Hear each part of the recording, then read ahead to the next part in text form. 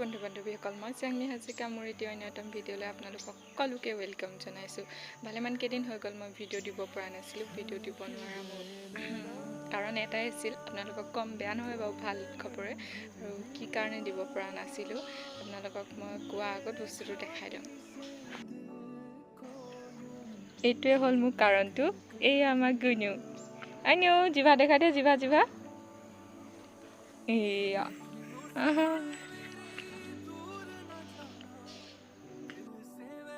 এইয়া মোৰ গুনুটো